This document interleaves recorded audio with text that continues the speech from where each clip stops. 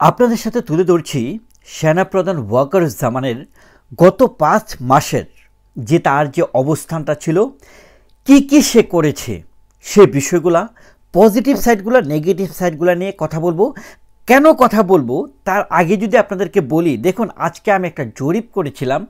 আমি দেখলাম যে আমাদের চ্যানেলে যারা আসলে আমাদের সাথে আছেন, আমাদের পরিবারের সদস্য, আমাদের বন্ধু, আপনাদের যে আচরণটা আমি দেখলাম, রেসপন্সটা দেখলাম, সেটা দেখে আমার কাছে মনে হয়েছে সেনাপ্রধান ওয়াকারুজ্জামানকে নিয়ে আমি গত তার ৫ মাসের অবস্থানটা যদি তুলে ধরি, আমি মনে হয় যে আমি আরেকটু ক্লিয়ারিটি দিতে পারবো যে তার অবস্থানটা কী ছিল বাংলাদেশের দিকে, শেখ হাসিনার দিকে, এবং বর্তমানে সে কী চাচ্ছে। এই বিষয়গুলো আসলে তুলে ধরার চেষ্টা করব। আমি আসলে 10টা সেগমেন্টে ভাগ করেছি যে সে কী করেছে, কোন পজিটিভ কাজগুলো করেছে, কোনগুলো নেগেটিভ হয়েছে, সেই প্রসঙ্গে আপনাদের সাথে তুলে ধরছি তার অবস্থানটি গত ৫ মাসে সেনাপ্রধান ওয়াকারুজ্জামান কী করেছেন। দেখুন, প্রধানমন্ত্রী শেখ হাসিনা যখন চলে যাওয়ার আগ মুহূর্তে সেখানে যে সেনাপ্রধান ওয়াকারুজ্জামানের যে ভূমিকাটা ছিল, সে ভূমিকাটা কেমন ছিল? ধরুন শেষ মুহূর্তে যখন প্রধানমন্ত্রী চলে যাচ্ছেন, ডেফিনেটলি একটি দেশের প্রধানমন্ত্রী তো চাইবেন না যে সে দেশ থেকে চলে যান, সে তো সেটা চাবে না। তখন সেনাবাহিনী বা সেনাপ্রধান যখন বলল যে তারা কিছু করতে পারবেন না, মানুষ যেভাবে আসলে হুমড়ি খেয়ে এসে পড়েছে ঢাকাতে, যেভাবে প্রধানমন্ত্রী শেখ হাসিনাকে তাড়ানোর জন্য সবাই এসে হাজির হয়েছে, যেভাবে মানুষকে ব্রেন ওয়াশ হয়েছে, এই জিনিসটা যখন ওয়াকারুজ্জামান প্রধানমন্ত্রী শেখ হাসিনাকে বললেন, তখন আমাকে কি বলতে হবে? এটা কি পজিটিভলি নিতে হবে না নেগেটিভলি নিতে হবে? আমি যদি বলি এটা ফেয়ার এনাফ, সেনাপ্রধান ওয়াকারুজ্জামান যেটা করেছে সেটা ফেয়ার এনাফ। এখানে আপনি কোনোভাবেই জাতির এগেনস্টে আপনি রক্তপাত হতে দেয়া যাবে না। এটা একটা স্বাভাবিক আচরণ হতে পারে। সেনাপ্রধান ওয়াকারুজ্জামানের বা সেনাবাহিনী যেটা করেছে, আমি সেটাকে ভুল হিসেবে নিচ্ছি না। সো প্রথম সেগমেন্টে আমি পূর্ণ পয়েন্ট দিলাম সেনাপ্রধান ওয়াকারুজ্জামানকে। এবার আসেন প্রেস ব্রিফিং। প্রধানমন্ত্রী শেখ হাসিনা যখন চলে গেলেন, সে প্রেস ব্রিফিংটা সত্যি কথা আপনি বিশ্বাস করবেন না, প্রধানমন্ত্রী শেখ হাসিনা দেশ থেকে চলে গিয়েছে এটার জন্য যতটুকু কষ্ট লেগেছিল, তার থেকে বেশি কষ্ট লেগেছে যখন প্রেস ব্রিফিংয়ে এসে ওয়াকারুজ্জামান বলেছিলেন যে তিনি যে বাংলাদেশের রাজনৈতিক দলগুলো আছে তাদেরকে ইনভাইট করেছেন, তারা এসেছেন, তাদের সাথে তিনি একটি মত বিনিময় করেছেন, এবং সেখানে তিনি প্রথম যে দলের নামটি নিয়েছিলেন সেই দলের নামটি ছিল জামাতে ইসলাম। তখন আমার ভিতরে আমার ভিতরটা আমার কাছে মনে হয় যে চূর্ণ বিচূর্ণ হয়ে গেছে। আমার কাছে এতটাই ব্যথিত হয়েছিলাম, এতটাই কষ্ট পেয়েছিলাম, আমি সেটা মানতেই পারি নাই। এই শব্দটা যে যখন বলেছিল যে জামাত ইসলামের নামটা ওয়াকারুজ্জামান প্রথম নিয়েছে, যে বাংলাদেশে এত দল আছে, বিএনপি আছে, আওয়ামী লীগের কথা বাদ দিলাম, আওয়ামী লীগের প্রধানমন্ত্রী চলে গেছে, আওয়ামী লীগকে ডাকবেন, এটাই স্বাভাবিক।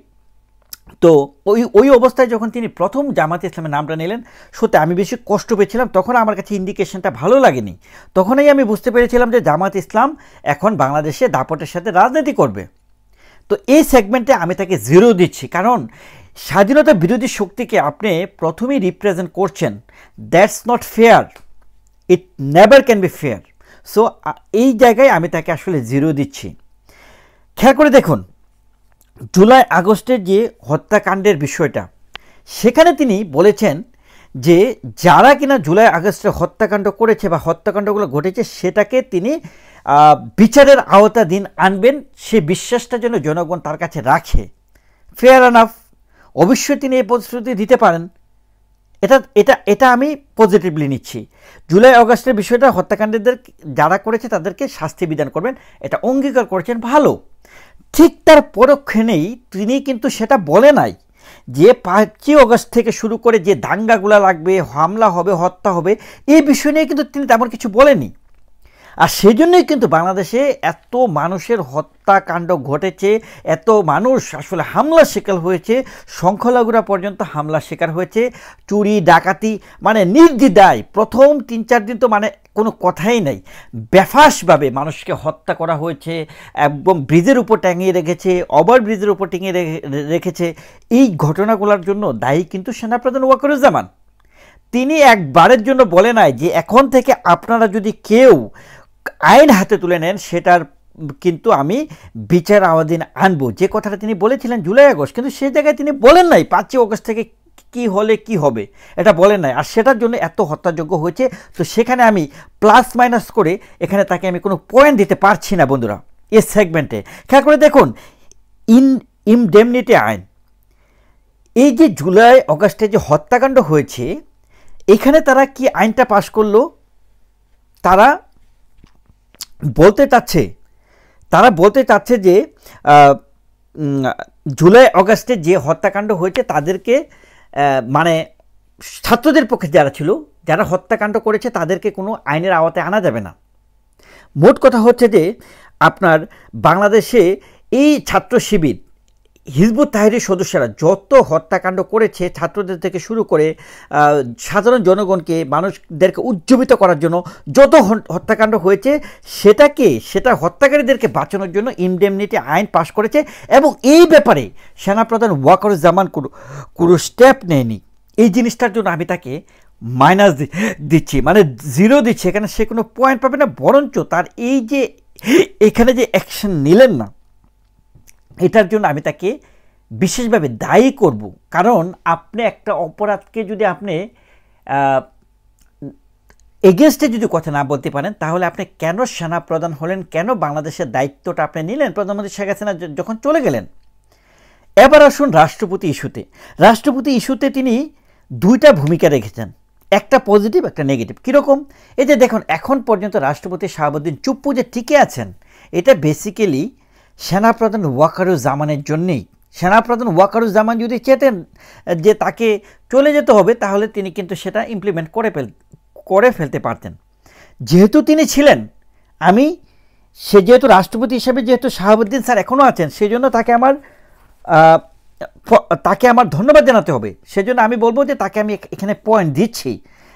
পরক্ষণেই এই রাষ্ট্রপতি ইস্যুকে কেন্দ্র করে যারা কিনা বঙ্গভবনে হামলা করেছে, যারা কিনা প্রকাশ্যে আমাদের একজন রাষ্ট্রপতিকে নিয়ে তারা হুমকি ধামকি, মারধর করবে, হত্যা করবে, এই ধরনের যারা কিনা নৎসাৎমূলক কাজ করতে চেয়েছে, একটা বিদ্রূপ পরিবেশ সৃষ্টি করেছে, তাদের বিরুদ্ধে কোনো আইনানুগ অবস্থানে যায়নি। সেই জন্য তাকে আমি মাইনাস দিচ্ছি।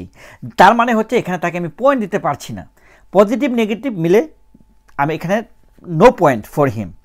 খেয়াল করে দেখুন যে জাতীয় পার্টির অফিসে আগুন দেওয়া হয়েছে। বাংলাদেশের হিস্ট্রিতে কোনো রাজনৈতিক পার্টির প্রধান কার্যালয়ে এর আগে কখনো এ ধরনের ঘটনা ঘটেনি, কিন্তু এখন পর্যন্ত বা ওই মুহূর্তে কাউকে গ্রেফতার করতে দেখা যায়নি, যেখানে এখন ম্যাজিস্ট্রেসি পাওয়ার নিয়ে আছে সেনাবাহিনী। তাহলে সেনাপ্রধান এখান থেকে কিন্তু বেরোতে পারে না, এই দায়িত্বের অবহেলার জায়গা থেকে তিনি কিন্তু বেরোতে পারে না। তিনি কিন্তু দোষী। সে যেহেতু এই জায়গাটাকে কন্ট্রোল করতে পারেনি, সে দোষী, সমভাবে দোষী। খেয়াল করে দেখুন যে হিন্দুদের উপর চট্টগ্রামে যে একটা আঘাত করা হয়েছে সেনাবাহিনী কর্তৃক, মানে আপনার 1971 সালে যেভাবে পাক হানাদার বাহিনী হিন্দুদের উপর অত্যাচার করেছিল, এক্স্যাক্টলি সেম ওয়েতে আমার কাছে মনে হয়েছিল ছবিগুলো দেখে, ভিডিওগুলো দেখেতে, এই কি পাক বাহিনী, পাক আর্মি বাহিনী, এটা আমার কাছে মনে হয়েছিল। তারা যেভাবে সিসি ক্যামেরাতে গুলি করে, মানে আপনার কোনো রেকর্ড যেন করা না যায়, কিভাবে অত্যাচার করেছে সেটা বোঝার জন্যই কিন্তু আপনি বুঝতে পারেন, নতুবা কেন তারা সিসি ক্যামেরাতে অ্যাটাক করবে। যদি কি অপরাধী হয়ে থাকে তাকে গ্রেফতার করবে, আইনানুগভাবে ব্যবস্থা হবে। কিন্তু আপনি সিসি ক্যামেরা গুলি করে সেটাকে আপনি করে দিলে, হাইড করে আপনি মানুষের উপর, হিন্দুদের উপর, সংখ্যালঘুদের উপর অত্যাচার করেছেন। এই ব্যাপারে সেনাপ্রধানের কোনো স্টেটমেন্ট আমরা দেখতে পারিনি, সেটা নিন্দা আমি জানাই। সংবিধানের কবর, ভাই এটা কারা বলছে? যে ব্যক্তিগুলা সংবিধানের উপর দায়িত্ব নিয়ে দেশ চালাচ্ছে, সে সংবিধানকে অবজ্ঞা শুধু করেনি, সংবিধানকে কবর বলে তারা রাষ্ট্রদ্রোহিতার কাজ করেছে। আজকে আমরা দেখতে পাই চিন্ময় কৃষ্ণ দাস নামে একজন ব্যক্তিকে, আপনার ধর্মীয় লিডার, তাকে দেখা গেছে যে রাষ্ট্রদ্রোহিতার মামলা করেছে। কিন্তু যারা কিনা বলে সংবিধানের কবর দিবে, তাদের কি রাষ্ট্রদ্রোহিতার মামলা হওয়া উচিত নয়? তাদের কি আইনের আওতায় আনা উচিত নয়? এই আসিফ মাহমুদ বলছে সংবিধানের কবর, আপনার মুজিববাদের কবর। মুজিব বঙ্গবন্ধু শেখ মুজিবুর রহমান 4-এর ক ধারায় আছে, সে হচ্ছে জাতির পিতা। আসিফ মাহমুদ যখন দায়িত্ব গ্রহণ করেছেন সেটাকে অ্যাকসেপ্ট করে তিনি দায়িত্ব গ্রহণ করেছেন। তারপর যখন তিনি বলবেন মুজিববাদের কবর, তাকে আইনানুগ ব্যবস্থা নিতে হবে, এবং সেটা নেয়নি ওয়াকারুজ্জামান। সেজন্য তার নিন্দা, এবং সেখানে সে 0 পয়েন্ট পাচ্ছে, কোনো পয়েন্ট পাবে না তিনি। এবার আসুন নির্বাচনের সময়সীমা, আমি বলবো যে আমি স্যালুট জানাই এই জিনিসটাকে। সেনাপ্রধান ওয়াকারুজ্জামান যে কথাটি বলেছেন যে নির্বাচনের সময়সীমা নিয়ে তিনি একদম শুরু থেকেই বলেছেন নট মোর দেন 1.5 ইয়ার। এই বিষয়টাকে আমি কোর্ডিয়ালি অ্যাকসেপ্ট করছি এবং থ্যাঙ্কস জানাচ্ছি। দেখুন, নির্বাচনই হচ্ছে বাংলাদেশের একমাত্র সমাধান। এখন বাংলাদেশকে রক্ষা করার জন্য নির্বাচনের বাইরে আর কোনো অপশন নেই রে ভাই, এটাই হচ্ছে বাস্তবতা। এবং সেনাপ্রধান Wakeruzzaman from the beginning to now till today say mention করছেন 1.5 ইয়ার। এই কথাটাকে আমি রেসপেক্ট করছি এবং থ্যাংক ইউ জানাচ্ছি তাকে। আমি তাকে পয়েন্ট দিচ্ছি। খালেদা জিয়ার সাথে যে তার সাক্ষাৎ, সে বিষয়টা নিয়ে আমি আজকে আপনাদেরকে একটু বলি।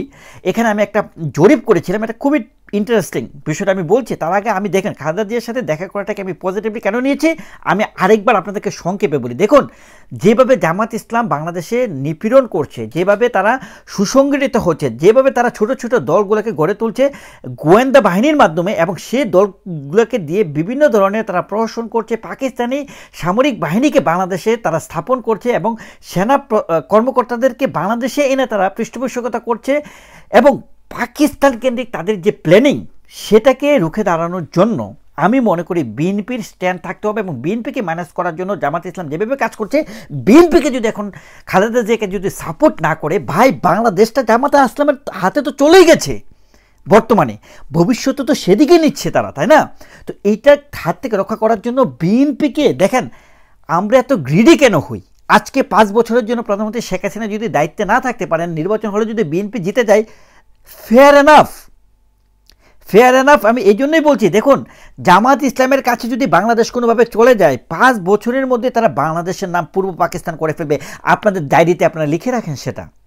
এই জন্যই আমি বলছি যে বিএনপিকে রাজনীতিতে আনতে হবে, তাদেরকে নির্বাচনে সুষ্ঠু পরিবেশ সৃষ্টি করে দিতে হবে, যেন একটা কম্পিটিটিভ সিচুয়েশন থাকে রাজনৈতিক দল এবং বিরোধী দলের মধ্যে। এবং বিরোধী দল যদি শক্তিশালী না হয়, এরকম জামাত ইসলামের যুগ যুগ ধরে তারা শক্তিশালী হবে এবং তারা যেভাবে হাইনার মতো বাংলাদেশকে তারা আঘাত করছে সেরকম আঘাত করবে।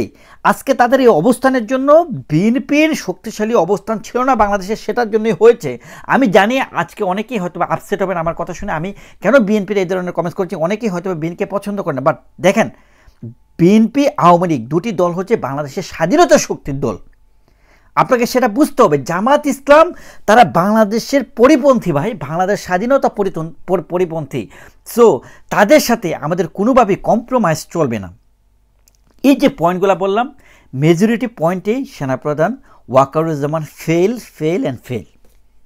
এখন একটা টুইস্ট আপনাদেরকে আমি দিই। আজকে যে আমি আসলে একটা জরিপ দিয়েছিলাম, সেই জরিপে আমি প্রশ্ন করেছিলাম যে সেনাপ্রধান ওয়াকারুজ্জামান এবং খালেদা জিয়ার সাক্ষাৎ কীভাবে দেখছেন এই বিষয়টাকে, ভালো মন্দ। আমি দেখলাম 42% কমেন্টস পড়েছে ভালো, মানে ভোট পড়েছে ভালো, এবং 58 পড়েছে মন্দ। দেখেন এখন পর্যন্ত আমি যত জরিপ করেছি, ম্যাক্সিমাম জরিপে আমি দেখেছি যে ম্যাক্সিমাম পার্সেন্টেজ 80%, 70%, 90% সবাই একই দিকে গেছেন অ্যান্সারে। কিন্তু এই প্রথমে আমি দেখলাম যে একটি ব্যালেন্সড, আমি স্টিল ব্যালেন্সড এই জন্যই বলছি 58-42 স্টিল। অনেকেই ভাবছেন যে এটা পজিটিভ, অনেকেই ভাবছেন মানে মেজরিটি ভাবছেন নেগেটিভ, বাট স্টিল 42% মানুষ ভাবছেন, বা এখানে যারা আছেন অলমোস্ট 15K মানে 14 পয়েন্ট সামথিং, আপনার প্রায় 14,000-এর উপরে আমাদের সাবস্ক্রাইবার আছে। সেখান থেকে 42% যতজন ভোট করেছেন, আমি আশা করি আরও ভোট বাড়বে। কিন্তু ভালো সাইডটা বলেছে 42%, 58 পড়েছে মন্দ, but it's a proper balanced, যে এখনও অনেকে মনে করছে এটা ভালো মন্দের ভিতরেই আছে। খেয়াল করে দেখুন, আজকে আমি আপনাদেরকে একটা কথা বলি, এমনটাও হতে পারে যে সেনাপ্রধান ওয়াকারুজ্জামান ইচ্ছা করেই জামাত ইসলামকে থামাচ্ছে না, যেন বাংলাদেশের মানুষ বুঝতে পারে জামাত ইসলাম কী জিনিস, জামাত ইসলাম কতটা ধ্বংসযজ্ঞ করতে পারে, বাংলাদেশকে নৎসাৎ করতে পারে, হিংস্র হতে পারে। এই জিনিসটা বোঝানোর জন্য হলেও হয়তোবা তিনি চুপ আছেন, এটা হতে পারে ভাই। কারণ আপনারা যদি না দেখেন যে আসলে জামাত ইসলাম কি করতে পারে, ছাত্র শিবির কী করতে পারে, তাহলে তো আপনারা বুঝতে পারবেন না তাদের অ্যাকচুয়াল পরিচয়টা, অ্যাকচুয়াল রূপটা তাদেরকে বুঝতে পারবেন না। আজকে জামাত ইসলামের আমির বলছে সে মুক্তিযোদ্ধা ছেলে, সে বলছে 5 তারিখ পরে নাকি প্রথম 3 দিনে নাকি 5 জনও মনে নাই, হত্যাকাণ্ড হয় নাই। কত বড় বাটপাট। তো এই জিনিসগুলো বোঝার জন্য তো সেনাপ্রধানকে হয়তোবা তিনি এই ধরনের ট্রিক্স করতে পারে, বা তাদের এটা পলিসির মধ্যে আছে, বা তারা এইভাবে চিন্তা করছে, এইভাবে স্টেপ বাই স্টেপ আগাচ্ছে। তার সবথেকে ভালো লাগার বিষয়টা ছিল আমার যে নির্বাচনের সময়সীমা নিয়ে সে খুবই স্ট্রিক্ট, এবং তিনি বারবার বলছেন রাজনৈতিক দলের হাতেই আসলে দায়িত্বটা যেতে হবে ভোটাধিকারের মাধ্যমে। তিনি চাচ্ছেন যে কোনো মূল্যেই একটা নির্বাচন হোক, সংস্কারের বিষয়ে তিনি এতটা বেশি ইন্টারেস্টেড নয়।